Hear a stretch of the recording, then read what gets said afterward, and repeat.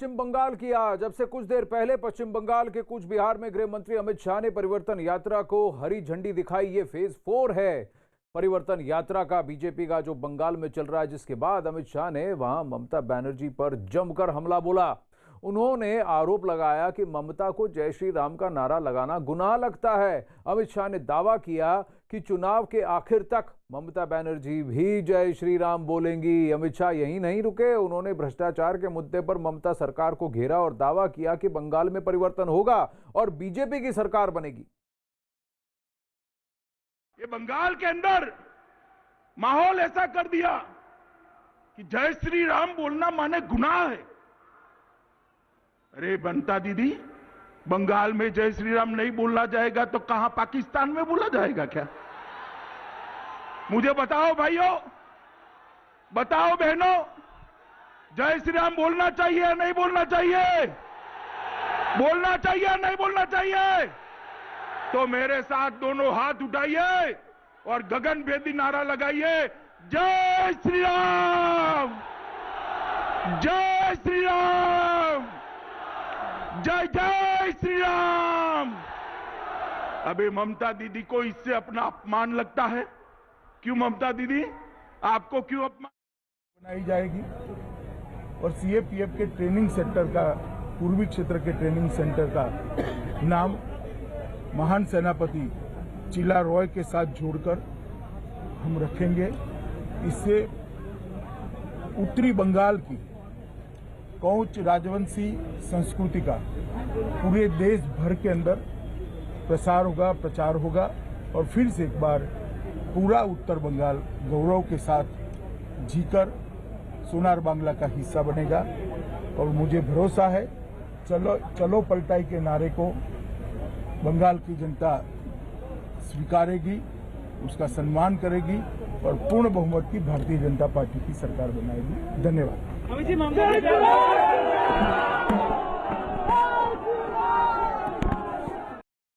अमित पांडे के पास चलते हैं, सीधा कूच बिहार में ही मौजूद हैं अमित पांडे। तो वहां पर भी अमित शाह ने जो अभी प्रेस को बयान दिया, अमित, वहां पर भी जय श्री राम के नारे लग रहे हैं। तो जितना ममता बनर्जी चिढ़ेंगी उतना ज्यादा जय श्री राम का नारा बीजेपी और बीजेपी के समर्थक लगाएंगे, ऐसा ठान लिया है लगता है।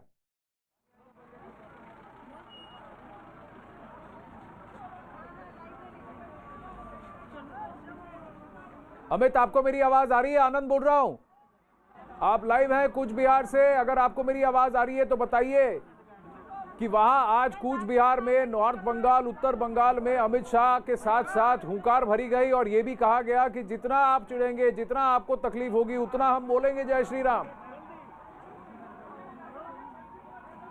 अमित पांडे से अभी जुड़ने की कोशिश करेंगे, वो कूच बिहार में लाइव मौजूद हैं। लेकिन अमिताभ सिन्हा हमारे साथ न्यूज रूम में है, अमित सिंह भी हैं हमारे साथ उत्तर 24 परगना में, जहां पर थोड़ी देर बाद एक बहुत बड़ा संबोधन है, वहां पर भी धीरे धीरे भीड़ जम रही है। अमित पांडे के पास जाएं उससे पहले और वहां अमित सिंह के पास जाएं, अमिताभ से पूछते हैं। आज अमित और अमिताभ अखाड़ा में है।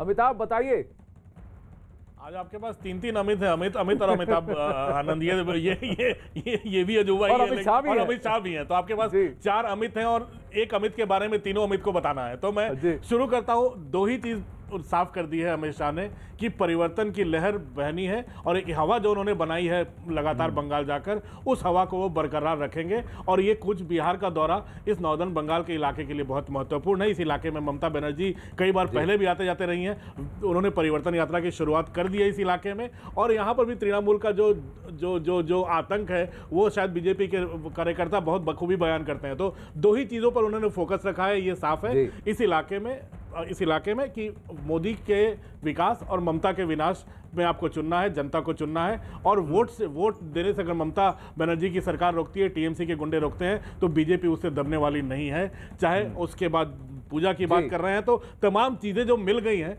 जो बीजेपी के इस तड़के में, मुझे लगता है कि बीजेपी ने तड़का वहां लगाया है, उसमें बढ़िया छौंक हर इलाके में लगती जा रही है। जी, छौंक तो लगी रही है, लेकिन कहीं ना कहीं उन्होंने पॉलिटिकल कॉम्बिनेशन, पॉलिसी और कहीं ना कहीं इसको बहुत बढ़िया से जोड़ करके वहां सबके सामने पेश किया। ये जो राजवंशी के बारे में जो कह रहे हैं, ये एक पर्टिकुलर ग्रुप है नॉर्थ बंगाल का जो कि कई टाइम से अपने आप को थोड़ा सा साइडलाइन दिख रहा है, तो उसको फिर उसको जगाने की जरूरत बात की। अमित पांडे जुड़ रहे हैं हमारे साथ, अभी चिला रॉय जी के नाम पर सीएपीएफ का सेंटर उसको नाम देने की बात की, उत्तर बंगाल की प्रतिष्ठा की बात कर रहे हैं। साथ में ही उन्होंने कहा कि जितना ममता बनर्जी और तृणमूल कांग्रेस जय श्री राम से चिढ़ेंगे, उनको तकलीफ होगी, उतना ज्यादा हम बोलेंगे और गरजेंगे जय श्री राम। और जिस तरह से वहां गूंजा कूच बिहार, वो तो देखने लायक था। अमित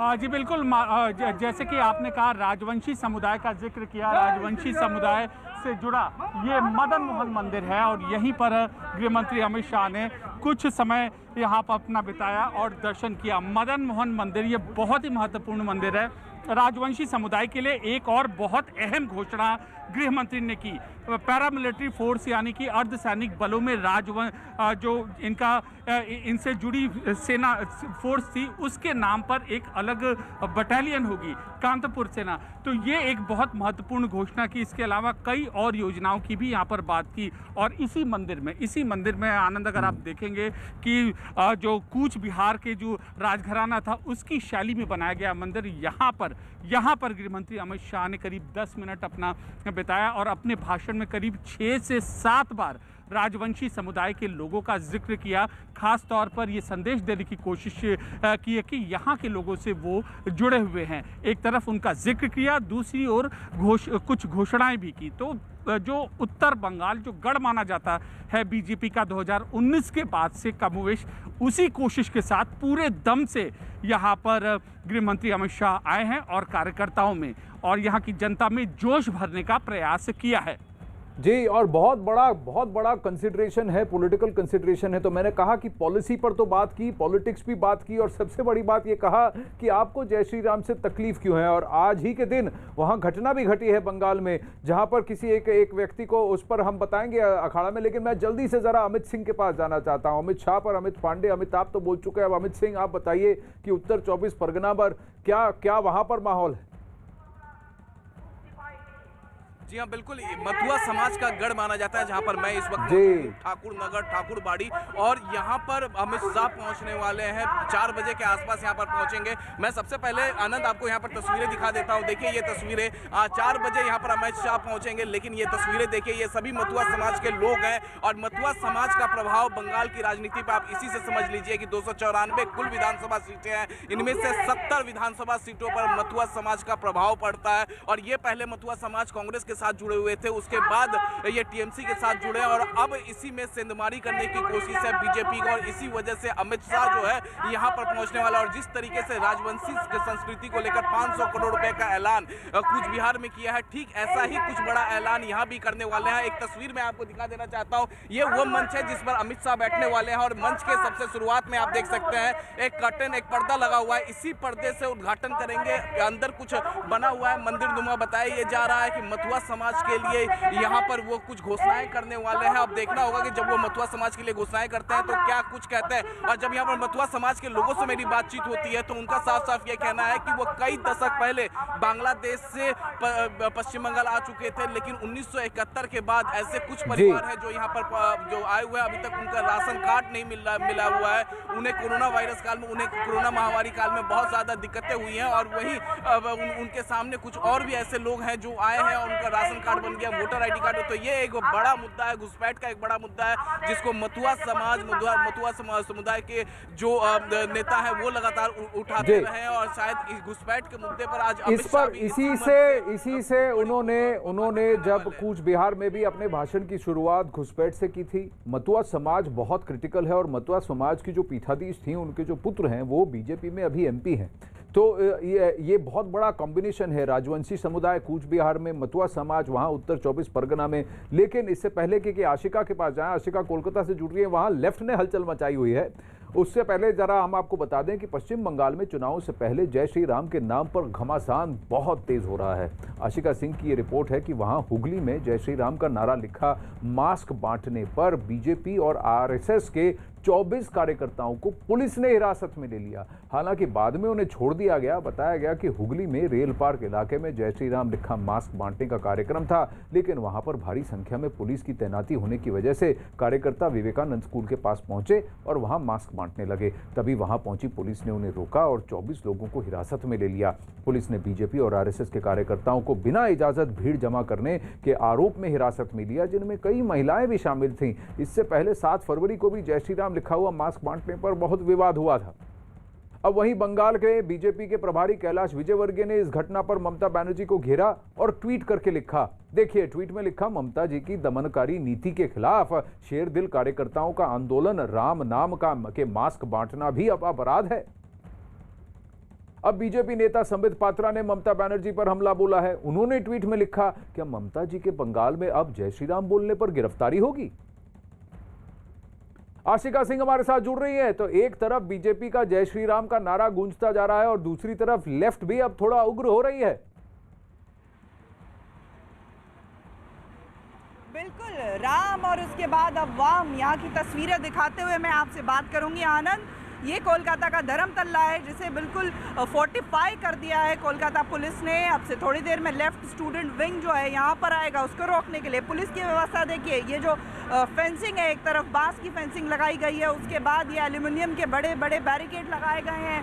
यहाँ पर वाटर कैनन भी तैयार हैं। जैसे ही प्रदर्शनकारी आएंगे उनके ऊपर पानी की बौछार की जाएगी। इसके पहले का जो स्टूडेंट्स विंग का, लेफ्ट स्टूडेंट विंग का जो नबानो अभियान था, उस दौरान भीषण हिंसा देखने को मिली थी। तो उससे बचने के लिए इस बार नबानो के काफ़ी दूर धर्मतल्ला में ही कोलकाता पुलिस ने ये बैरिकेड लगा रखा है। और जहाँ तक बात राम की करें, जय श्री राम बहुत ही महत्वपूर्ण मुद्दा बन गया है। तृणमूल भी इसे बुनाने में लगी है, वहीं बीजेपी भी इसको बुनाने में लगी है। ममता बार बार राम का नाम लेती हैं, लेकिन जय श्री राम से उनको चिढ़ है।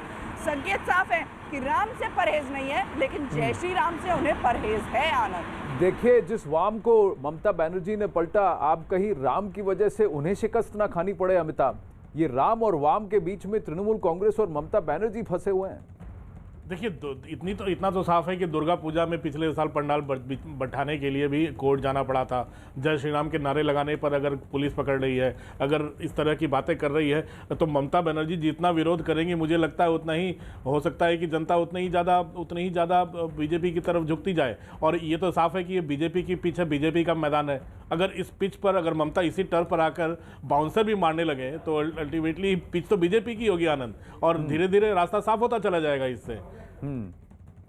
जी बिल्कुल। और राम और वाम की बात कर रहे हैं तो अमित शाह जी ने जो अभी थोड़ी देर पहले कहा, उन्होंने दावा किया कि राज्य की ममता बनर्जी सरकार घुसपैठ रोकने में नाकाम रही। अब ये एक और मुद्दा है जो हर कहीं बीजेपी उठाएगी।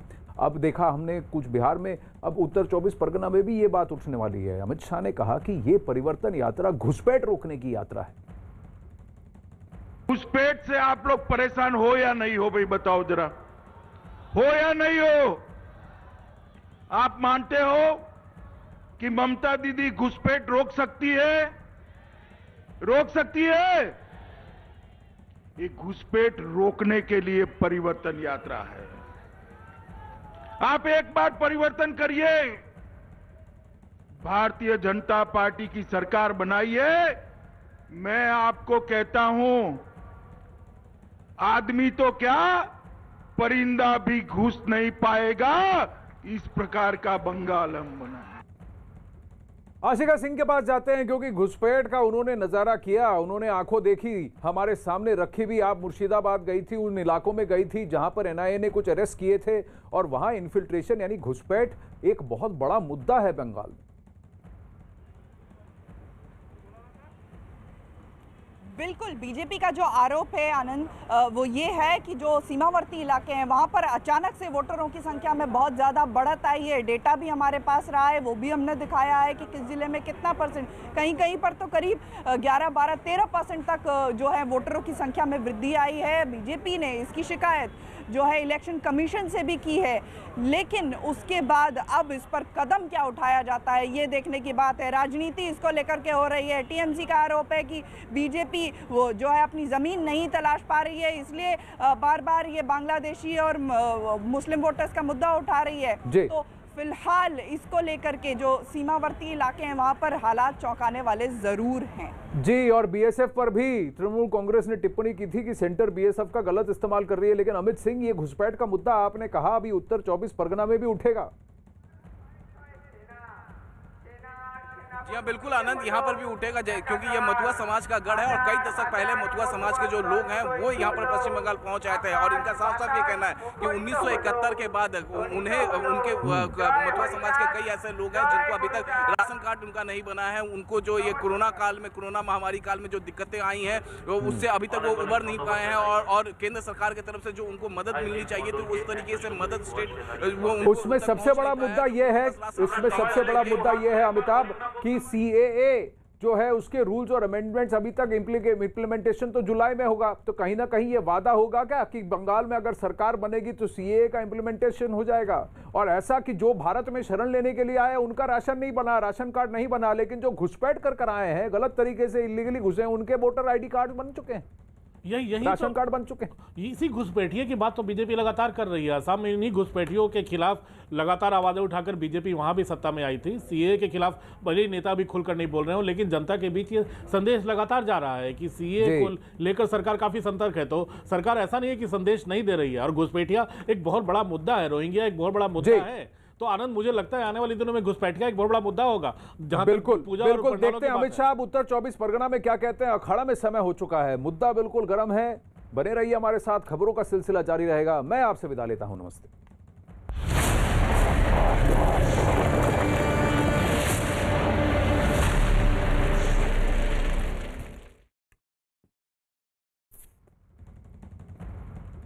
और इस वक्त एक बड़ी खबर महाराष्ट्र से। महाराष्ट्र में एक बार फिर राज्यपाल और उद्धव सरकार के बीच तनाव पैदा हो गया है। झगड़े की जड़ में राज्यपाल भगत सिंह कोश्यारी का देहरादून दौरा है। राज्यपाल कोश्यारी देहरादून जाने के लिए सरकारी चार्टर्ड प्लेन में बैठ गए थे, लेकिन सरकार ने प्लेन को उड़ने की इजाजत नहीं दी। कोश्यारी करीब 20 मिनट तक चार्टर्ड प्लेन में बैठे रहे, लेकिन सरकार की तरफ से इसकी इजाजत नहीं दी गई। आखिरकार जब इजाजत नहीं मिली तो राज्यपाल कोश्यारी स्पाइस जेट की फ्लाइट से देहरादून के लिए रवाना हो गए। सूत्रों के मुताबिक गवर्नर हाउस ने एक हफ्ते पहले ही राज्यपाल कोश्यारी के देहरादून दौरे की जानकारी उद्धव सरकार को दी थी। इस बारे में जब महाराष्ट्र के डिप्टी सीएम अजीत पवार से पूछा गया तो उन्होंने जानकारी नहीं होने की दलील देकर पल्ला झाड़ लिया। तो एक बार फिर से सीएमओ हाउस और राज्यपाल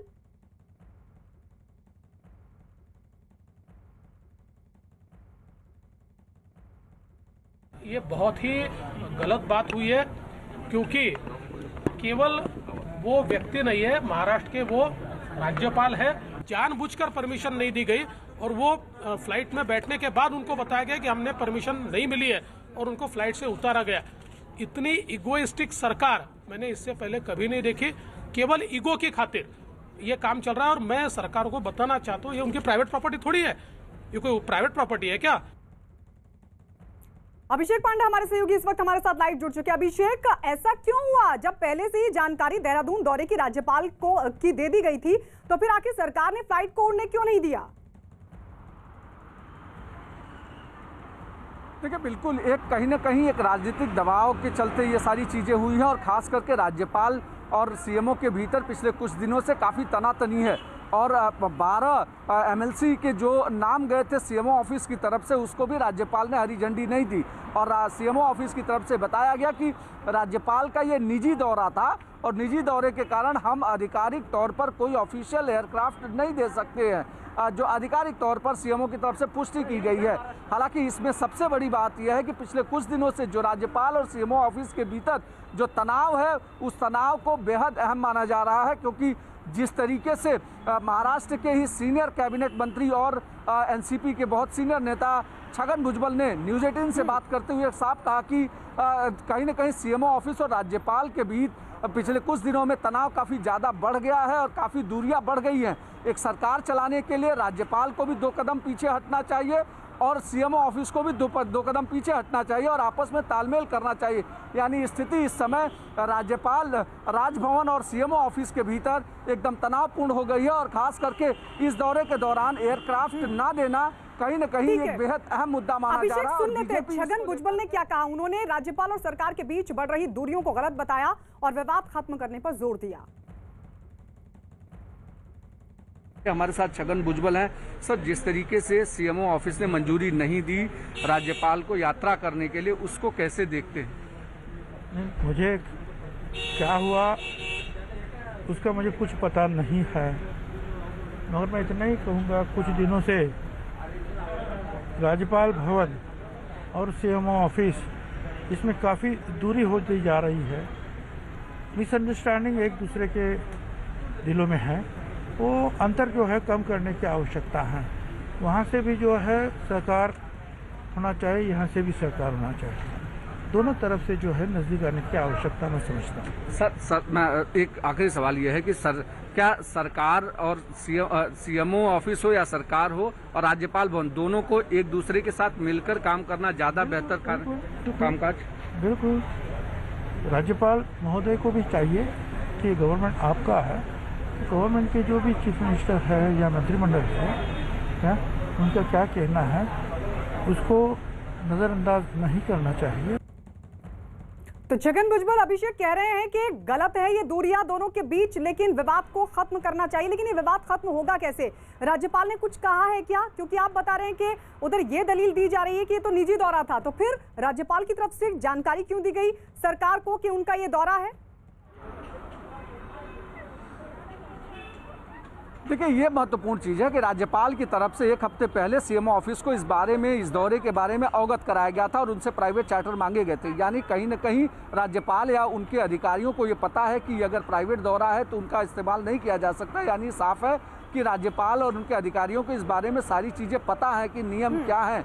दूसरी महत्वपूर्ण चीज़ है कि छगन भुजबल ने जो कहा है उसको सीरियस इसलिए लिया जाना चाहिए क्योंकि छगन भुजबल भी व्यक्तिगत मंत्री नहीं है, सरकार के बेहद अहम और कोर मंत्रियों में से एक हैं। ऐसे में अगर उनकी तरफ से कहा जाता है कि सीएमओ और राजभवन के भीतर जो दूरियां बन गई है उस दूरियों को खत्म किया जाना चाहिए, तो निश्चित तौर पर एक महत्वपूर्ण चीज़ है। हालांकि आधिकारिक तौर पर राजभवन की तरफ से अभी तक इस पूरे मामले में कोई भी प्रतिक्रिया नहीं आई है, लेकिन जी अभिषेक लौटेंगे आपके पास, क्योंकि एक बड़ा सवाल ये भी खड़ा होता है कि अगर एक हफ्ते पहले ही राज्यपाल की तरफ से इस बात की जानकारी दे दी गई थी, तो फिर अगर नहीं उड़ने देनी थी उनकी फ्लाइट, उनका दौरा अगर निजी बताने वाली दलील सरकार की तरफ से दी जानी थी, तब तो पहले ही उनको जानकारी दे दी जानी चाहिए थी। ये एकदम से उनकी फ्लाइट को रोका जाना, ये कहीं ना कहीं अपने आप में सवाल खड़ा करता है। अभिषेक लौटेंगे आपके पास। बीजेपी के नेता अतुल भातखलकर ने राज्यपाल के विमान को उड़ने की इजाजत नहीं देने पर राज्य सरकार पर जोरदार हमला बोला और कहा कि उद्धव सरकार ने राज्यपाल का अपमान किया है।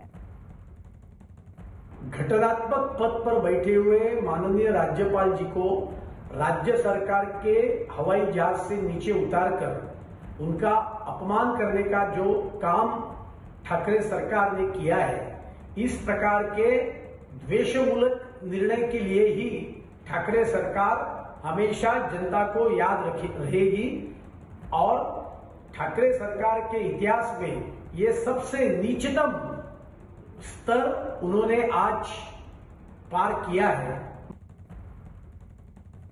अभिषेक, क्योंकि जाहिर सी बात है, आपके पास हम लौटेंगे, लेकिन ये बताते चले कि शिवसेना नेता संजय राउत ने बीजेपी के आरोपों को खारिज किया और कहा कि शिवसेना इस तरह की राजनीति नहीं करती। इतनी निचले स्तर की राजनीति करने वाले हम लोग नहीं है कि वो 12 नामों के ऊपर उसने मोहर नहीं उठाई इसलिए उनका फ्लाइट रोका गया। ऐसे हम नहीं करेंगे। 15 मिनट फ्लाइट में आपको बैठना पड़ा तो आपको लगता है कि ये ठीक नहीं हुआ, अपमान हुआ। लेकिन अगर कैबिनेट ने एक प्रस्ताव भेजा है सहमति से, वो आप रोक कर रखते हैं, वो भी कैबिनेट का अपमान है। लेकिन ये बात छोड़नी चाहिए, राज्यपाल जी का सम्मान रहना चाहिए।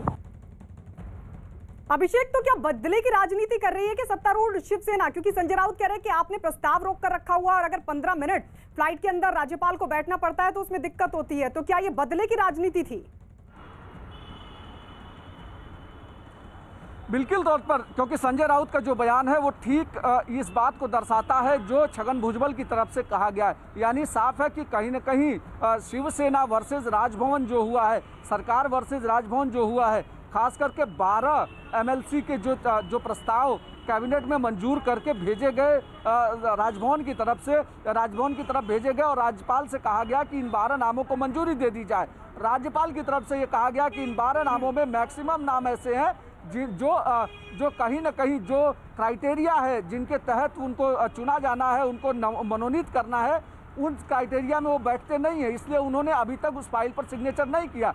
अब वही बात को कहीं न कहीं शिवसेना नेता संजय राउत कह करके ये बात साफ कर दे रहे हैं। बिल्कुल, और इससे संजय राउत एक सवाल और खड़ा कर रहे हैं कि अगर ये सब कुछ राजनीति के लिए किया तो राज्यपाल पद की गरिमा होती है, आप उनको क्यों राजनीति में घसीट रहे हैं? अभिषेक, लौटेंगे आपके पास।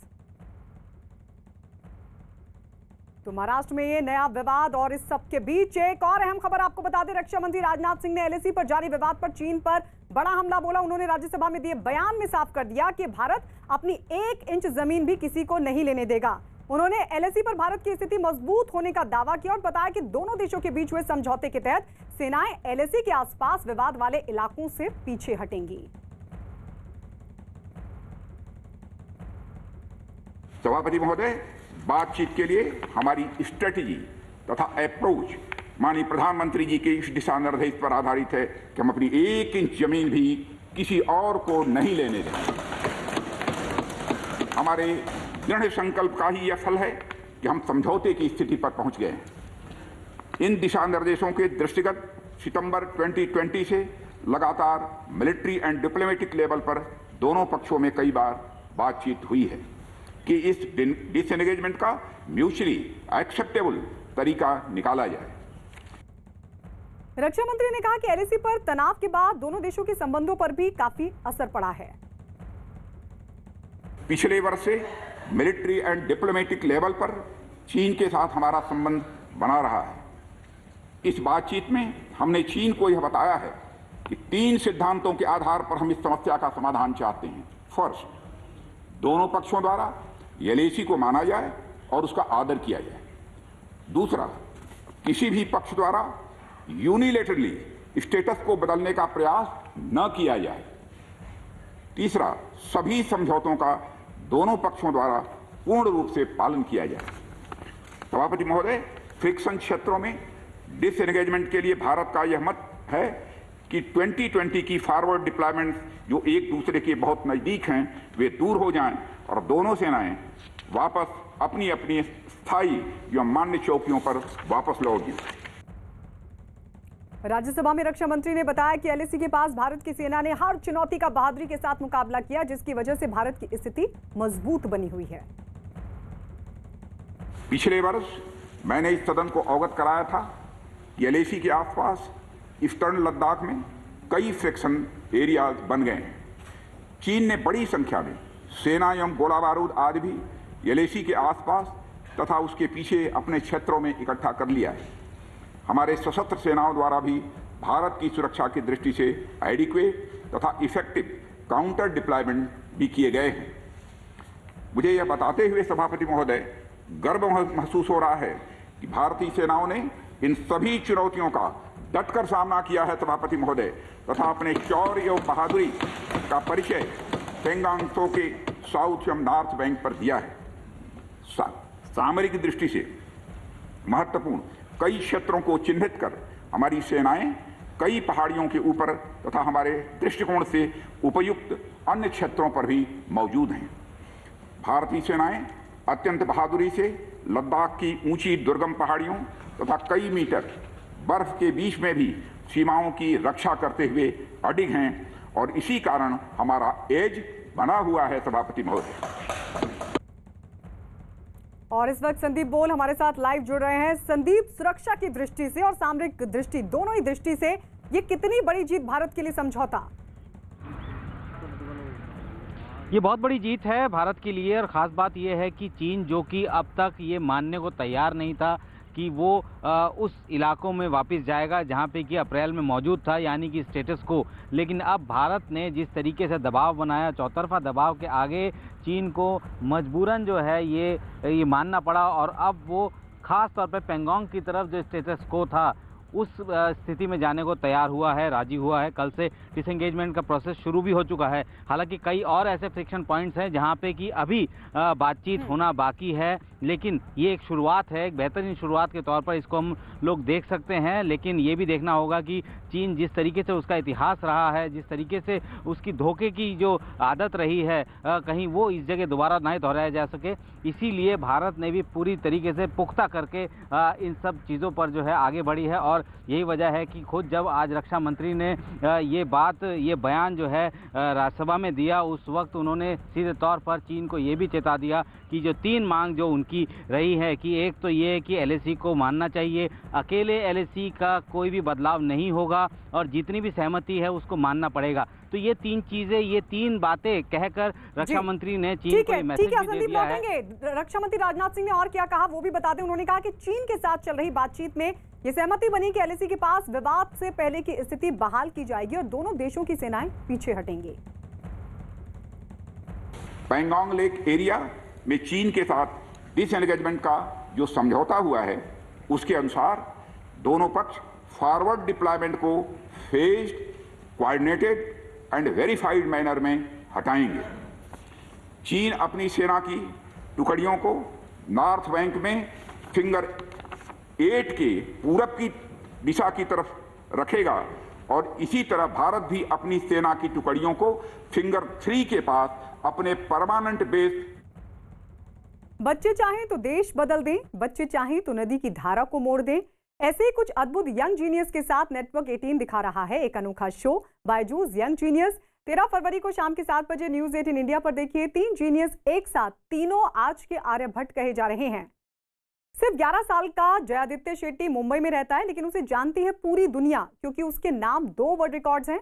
2019 में उसने मैथ्स, मेंटल मैथ्स और स्पीड रीडिंग से जुड़ी सबसे प्रतिष्ठित चैंपियनशिप मेमोरियाट टर्की ओपन चैंपियनशिप जीती। उसके मुकाबले में थे 13 देशों के 168 चेहरे। जयादित्य खुद को एथलीट की तर्ज पर मैथलीट कहता है। सिर्फ 15 साल का चिराग राठी उत्तर प्रदेश के सहारनपुर के गरीब परिवार का विलक्षण बच्चा है। सरकारी स्कूल में पढ़ने वाला चिराग नंबर किंग है। 20 करोड़ तक के कोई भी नंबरों का जोड़, घटाना और मल्टीप्लाई का काम कैलकुलेटर से भी तेज करता है।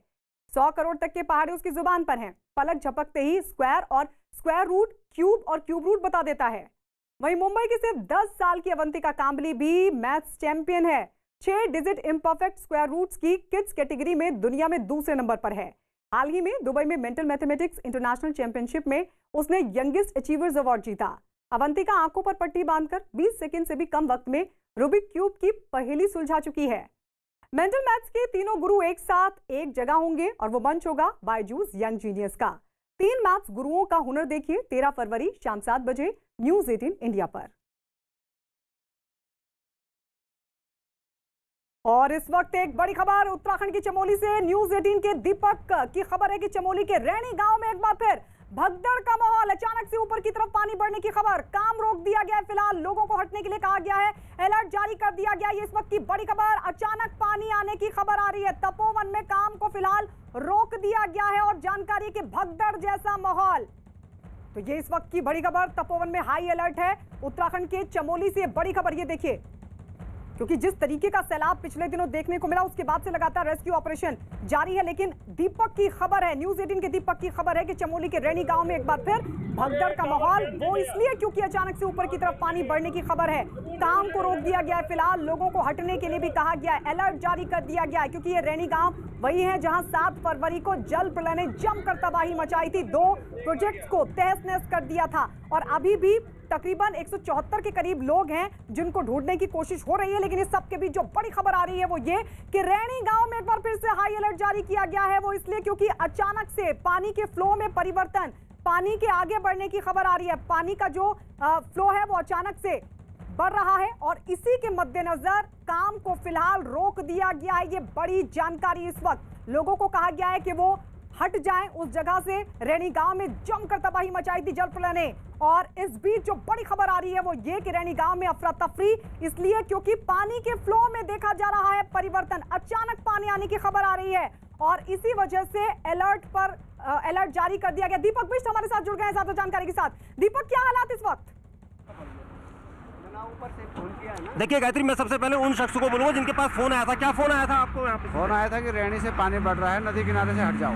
तो आप सबको हटाया जा रहा है यहाँ से? जी, सबको हटा दिया है अभी। हाँ। लेकिन पानी का भी इतना लेवल ज़्यादा नहीं है, कम है लेवल। देखिए लेवल की बात करेंगे, लेकिन यहाँ पर जो है, यहाँ पर जो माहौल है वो पूरी तरह से अलग हो चुका है, बदल चुका है। देखिए यहाँ पर जितने जवान थे उन सभी को यहाँ पर ऊपर बुलाया जा रहा है, जो अंदर काम कर रहे थे सुरक्षा के तौर पर, क्योंकि यहाँ पर एक कॉन्फ्रेंस चल रही थी जिसमें जिलाधिकारी और जो दूसरे कमिश्नर और दूसरे लोग थे वो अचानक यहाँ पर अचानक उठे। उसके बाद हम लोगों को बताया गया कि यहाँ पर अलर्ट आया है कि पीछे से रैनी गाँव की तरफ से पानी बढ़ा है और बैराज से पानी जो है वो बढ़ सकता है। अभी आप देख सकते हैं सभी जवानों को यहाँ से हटाया गया है, तकरीबन 200 लोगों को ऊपर बुलाया गया है और जो क्रेन्स वगैरह काम कर रही थी वो सब यहाँ पर से ऊपर भेजी गई ताकि एहतियातन ये सब हो, क्योंकि जो कॉल्स मिला है अलर्ट का उसके बाद यहाँ पर आप सबको देख सकते हैं सभी जवान जो यहाँ पर काम कर रहे थे अब उस तरफ देख रहे हैं, क्योंकि ये जो नदी आपको मैं दिखाऊंगा इस नदी की तरफ देखिए।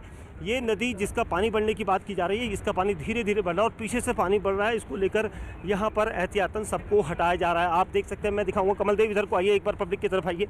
ये देखिए जवान जो है यहाँ पर सभी अधिकारी जो हैं वो सभी को यहाँ से हटा रहे हैं। देखिए पूरा रो खाली कर दिया जा चुका है। देखिए ये खाली करवा दिया गया। देखिए सबको रोका जा रहा है। ये देखिए मीडिया को भी यहाँ से हटाया जा रहा है ताकि यहाँ पर एहतियातन ये सभी लोग, आप पीछे देख सकते हैं, जरा पीछे दिखाइए, जूम करिए उस जगह का जहाँ पर काम चल रहा था। ये देखिए टनल के पास का पूरा इलाका जो एरिया था, यहाँ पर काम कर रहे थे, सारी क्रेनें वगैरह जो है वो ऊपर बुला ली गई हैं और एरिया जो है ये पूरा खाली कर दिया गया है पानी के। दीपक एक मिनट, उत्तराखंड के डीजीपी अशोक कुमार इस वक्त हमारे साथ जुड़ गए हैं फोन लाइन पर। डीजीपी साहब, किस तरह का कॉल है ये, क्यों वहां से हटाया जा रहा है जहाँ पर रेस्क्यू का काम चल रहा था तपोवन में? वो ऋषि गंगा वैली में फिर से थोड़ा पानी बढ़ा है, ज्यादा पैनिक की बात नहीं है, उसी के लिए हटाया जा रहा है। थोड़ा पानी के फ्लो में थोड़ा चेंज आया है, उसी के लिए उसको डाउनस्ट्रीम को अलर्ट किया गया। जी, तो ये पानी में चेंज क्यों, फ्लो में चेंज क्यों ऐसा? नहीं, वहाँ पे हल्का सा झील था अभी, जहाँ पे पहला बड़ा बोल्डर गिरा होगा जो 7 तारीख को, तो वहाँ पे थोड़ा पानी हो सकता है इकट्ठा हुआ हो, तो उसमें पानी के फ्लो में थोड़ी सी बढ़ोतरी हुई है। मुझे लगता नहीं है कि बड़ी पैनिक की बात है, फिर भी हम इसको दिखवा रहे हैं। ठीक है, पर यहाँ तो बहुत सारे लोग हैं, फिर कैसे, कहाँ इनको हटा कर ले जाया जाएगा अभी? और क्या रेस्क्यू का काम फिलहाल रोक दिया गया? नहीं, ऐसा कुछ नहीं, नदी बेड से दूर है, ऐसा कुछ नहीं, उनको हटाने में कोई मुश्किल नहीं है और वो नदी बिल्कुल सेफ जोन में हुआ, ऐसा कोई बड़ी आफत नहीं है उसमें। तो ये कॉल कहाँ से आई, कहाँ से जारी किया गया अलर्ट अशोक कुमार जी, और ये किस बात का संकेत है? हमारी एसडीआरएफ की टीमें हैं वहाँ पे ऊपर गांव में। हेलो जी जी जी, सुन रहे हैं सर, आप बोलिए। हाँ, रैनी गांव में हमारी एसडीआरएफ की टीमें हैं, अभी मैं कंफर्म कर रहा हूँ, वहीं से पता चला है कि पानी का फ्लो थोड़ा बढ़ा है, तो इसलिए डाउन स्ट्रीम में अलर्ट किया है। उसको मैं और कंफर्म करके आपको बता रहा हूँ 5 मिनट में। ठीक जी सर, वैसे खतरे की कोई बात? चलिए, डीजीपी अशोक कुमार कह रहे हैं 5 मिनट में कंफर्म करके बताएंगे, लेकिन इस तरह का कॉल है और ये कहा गया है कि जो लोग हैं वो वहां से फिलहाल हट जाएं। पानी के फ्लो में परिवर्तन है, पानी थोड़ा बड़ा है पीछे की तरफ से और इसीलिए लोगों को हटाने के लिए कहा गया। दीपक, डीजीपी कह रहे हैं कि ऐसा हटाने वाली कोई बात नहीं है, डर की कोई बात नहीं है, खतरे की कोई बात नहीं है, एक कॉल था 5 मिनट में, हालांकि वो कंफर्म करेंगे। देखिए सिचुएशन पैनिक तो हो ही गई है कहीं ना कहीं। देखिए यहाँ पर रात भर से काम कर रहे हैं, सभी को हटाया गया है। जो तंबू जहाँ पर एनडीआरएफ एसडीआरएफ की टीमों के कैंप लगे थे, कंट्रोल रूम था, ये सब छोड़ के दूरी पर खड़े कर दिया गया है। यहाँ पर देख सकते हैं सेना के जवान, और मैं वो जगह दिखा रहा हूँ, देखिए ये टनल का वो हिस्सा है जहाँ पर काम किया जा रहा था और अब इस टनल के पास कोई नहीं है, ना ही कोई मशीन है, ना ही कोई अंदर काम करने वाला है, क्योंकि सबको बाहर बुलाया गया है। क्योंकि जो यहाँ पर काम कर रहे थे देर रात से, हम भी कुछ देर यहाँ पर थे, यहाँ पर प्रेस कॉन्फ्रेंस के दौरान अचानक यहाँ पर भगदड़ मची और अलर्ट जारी किया गया कि पीछे से पानी बढ़ा है और ये पानी रैनी गाँव से बढ़ा है। और इसको देखकर देखिए अब दूर दूर तक देख सकते हैं ये सभी जवान जो यहाँ पर काम कर रहे थे रेस्क्यू ऑपरेशन में, आप दूर खड़े होकर देख रहे हैं, क्योंकि हमें भी कई बार कहा जा चुका है कि आप लोग पीछे हट जाइए। लेकिन आप देख सकते हैं जो ये नदी है, इसी नदी का पानी बढ़ने की बात की जा रही है, धौलीगंगा नदी है, और यही पानी जो रविवार को सैलाब बनकर यहाँ पर आया था, जिसने तबाही मचाई थी, और एक बार फिर ऐसा अलर्ट यहाँ पर आया है कि इस नदी में जो है एक बार पानी बढ़ सकता है। देखिए सभी जवानों को पीछे किया जा रहा है, लगातार ये कहा जा रहा है कि एहतियातन आप लोग पीछे हो जाइए, क्योंकि काम रोक दिया गया है। पूरा जो प्रोजेक्ट में अभी बचाव और रेस्क्यू ऑपरेशन चल रहा था वो रोक दिया गया है, क्योंकि यहाँ पर जितने भी अधिकारी थे सब पीछे की तरफ जा रहे हैं। सबसे अहम चीज़ है कि इन जवानों को भी सुरक्षित रखना है और रेस्क्यू ऑपरेशन भी करना है। लेकिन यहाँ पर सेना के जवान हैं और साथ ही एसडीआरएफ है, सभी लोग क्योंकि यहाँ पर काम जो कर रहे थे वो यहाँ पर थे और सभी को यहाँ पर से दूर रखा गया है ताकि पानी के इस बहाव की तरफ कोई ना जाए। सबसे अहम चीज़ है इस रेस्क्यू ऑपरेशन को करना। लेकिन अब आप देख सकते हैं पीछे आपको कुछ भी दिखाई नहीं देगा। ये वो जगह है जो तपोवन के एनटीपीसी प्रोजेक्ट की हम जगह दिखा रहे हैं। आप सन्नाटा यहाँ पर पसर रहा है। क्यों? क्योंकि यहाँ पर पानी बढ़ने का जो यहाँ पर अलर्ट जारी हुआ था, यहाँ पर एसडीआरएफ की टीमें थी, उनका कैंप लगा था, कंट्रोल रूम था, वो लगातार अपडेट हो रहे थे। और अभी खुद डीजीपी महोदय से बात की हम लोगों ने, तो उनका भी यही कहना था कि कॉल को वेरीफाई किया जा रहा है कि कितना लेवल का पानी बढ़ा है, क्योंकि जो नदी है उसमें कभी भी पानी बढ़ सकता है। क्योंकि एक दिन पहले यहाँ पर बारिश हुई थी, बर्फ़ पड़ी है ऊपरी पहाड़ी इलाकों में, तो ग्लेशियर के जो लगातार इस तरह से यहाँ पर हलचल होती है और इसको लेकर यहाँ पर एहतियातन इन लोगों को यहाँ पर रखा गया, दूरी पर रखा गया ताकि किसी को कोई परेशानी ना हो। क्योंकि एक जो रविवार को 5 दिन पहले जो जलजला यहाँ पर लोगों ने देखा था उससे हर कोई रूबरू हुआ था और यही वजह है कि यहाँ पर सभी लोग इस वक्त दूरी पर रखे हुए हैं और अधिकारी जो है यहाँ पर लगातार नज़र बनाकर रखे हैं। क्योंकि अभी खुद डीजीपी अशोक जी से हमने बात की थी तो उन्होंने हमारे चैनल को यही बताया था कि अभी वो कॉल को वेरीफाई कर रहे हैं किस तरह की कॉल है। क्योंकि जो पीछे से रैणी गांव यहाँ से लगभग 6 से 8 किलोमीटर की दूरी पर है और वहीं से कॉल आई थी कि पानी बढ़ रहा है, जिससे नीचे इस स्तर पर, क्योंकि ये काफ़ी नीचे है नदी के और ये हो सकता है कि यहाँ पर खतरा हो सकता था। जो टनल अभी खाली किया गया है उस टनल के अंदर ये जा सकते हैं। लेकिन अभी आप देख सकते हैं अब वहाँ पर पूरा सन्नाटा पसरा हुआ है। लगभग यहाँ से 80 मीटर दूरी पर वो टनल का मुहाना है और वहाँ पर तक अब कोई नहीं, ना ही कोई क्रेन है, ना ही कोई वहाँ पर रेस्क्यू ऑपरेशन के जवान हैं। क्योंकि सभी लोग, चाहे वो सेना हो, पुलिस हो, एसडीआरएफ हो, आईटीबीपी हो और एनडीआरएफ है, सभी अधिकारियों को यहाँ पीछे रखा गया। आप देख सकते हैं ये सभी यहाँ पर इसलिए हैं क्योंकि एक बड़ा अलर्ट था, जिसके बाद यहाँ पर डीएम थी यहाँ पर स्वाति, उन्होंने हमें बताया था कि एक अलर्ट है, उसको चेक किया जा रहा है कि कितने लेवल का पानी है।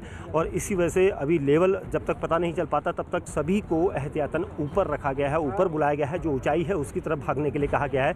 और यही वजह है कि रोकेंगे आपको। स्वाति भदौरिया जो कि चमोली की डीएम है वो इस वक्त हमारे साथ जुड़ गई हैं। स्वाति जी, ये किस तरीके का अलर्ट है इस वक्त तपोवन में?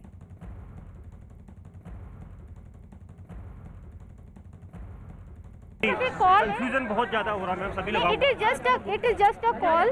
तो अभी हम लोग कॉल के अनुसार ही वो कर रहे हैं। ये अभी थोड़ा इधर कर लिया सब। क्या कॉल आई है मैम? लोग कह रहे हैं कि पानी बढ़ा है, लेकिन we have not yet authenticated. तो आप सभी लोगों को तो ऊपर बुला रहे हैं, तो हाँ, तो बुला रहे हैं क्योंकि precaution is better than cure, so we are just taking precaution. ठीक है।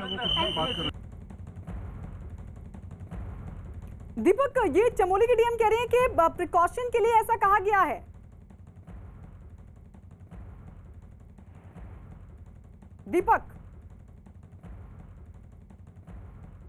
दीपक रावत, आवाज मिल रही है आपको? देखिए, इस वक्त रैनी गांव में हम लोग मौजूद हैं। ये वही गांव है जहां पर ब्रिज बनाने का काम किया जा रहा था। तस्वीर आपको दिखाते हैं। तमाम लोगों को हटाने की यहाँ से कवायद शुरू हो गई थी थोड़ी देर पहले और अब सबको हटा लिया गया। ये तमाम टीमें आप देख रहे हैं, एसडीआरएफ, एनडीआरएफ, बीआरओ की टीम जो लगातार ब्रिज बनाने का काम कर रही थी, सबको हटा दिया गया है। साफ तौर पर जिस तरीके से अभी थोड़ी देर पहले डीएम ने कहा है कि एक अलर्ट उन्होंने जारी कर दिया पूरे इलाके में। और जो तस्वीरें आप देख रहे हैं, पूरा का पूरा काम जो है बंद हो गया है। रैनी गाँव में हम मौजूद हैं और यही पहला स्पॉट है। इसी स्पॉट पर पहले जो हम तबाही का जो मंजर हमने देखा था वो यहीं से शुरू हुआ था। और वही जो गाँव है, पास के जो गाँव हैं, वो गांव सारे कट गए, उनके पुल तो हैं टूट गए हैं। 2 से 3 पुल टूटे हैं, 2 डैम टूटे हैं। ये तमाम तस्वीरें हम लगातार आपको दिखा रहे हैं। लाइव तस्वीरें हैं जो आप देख रही हैं कि किस तरीके से पूरा का पूरा काम रुक गया। ये देखिए, तमाम जो बीआरओ की टीम है, एसडीआरएफ की टीम है, वो देखिए सबको ऊपर कह दिया गया कि आप ऊपर की तरफ रहिए, नदी के किनारे की तरफ कोई नहीं रहेगा। अभी थोड़ी देर पहले रेस्क्यू टीम्स नीचे काम कर रही थी नदी के किनारे, लोगों को तलाशने का काम किया जा रहा था। लगातार ये काम चल रहा है, मलबा हटाने का काम चल रहा है, सड़क बनाने का काम चल रहा है, लेकिन ये सब तमाम काम जो है रोक दिया गया है। यहाँ पर देखिए, लोगों को खाना खिलाया जा रहा था, वो भी बंद कर दिया गया है। अब इनको हटने के लिए कहा है, तो इसलिए ये सब हटाया जा रहा है। तो तमाम लोगों को हटने के लिए कह दिया गया है। यहाँ पर थोड़ी देर पहले एसडीएम भी आई थी, उनसे भी हमने बात करने की कोशिश की, तो उन्होंने कहा कि साफ तौर पर अलर्ट है, आप लोग भी दूर सुरक्षित जगहों पर फिलहाल चले जाइए। जो शुरुआती खबर मिली है उसके मुताबिक ये कि एक चट्टान का बड़ा हिस्सा टूटने की जानकारी मिली है, जिसके बाद जो है वो इस तरीके की स्थिति बन गई है। तो ये आप लगातार देख रहे हैं रैनी गांव की तस्वीर, जहां पर इस तरीके की स्थिति अब बनती हुई नजर आ रही है।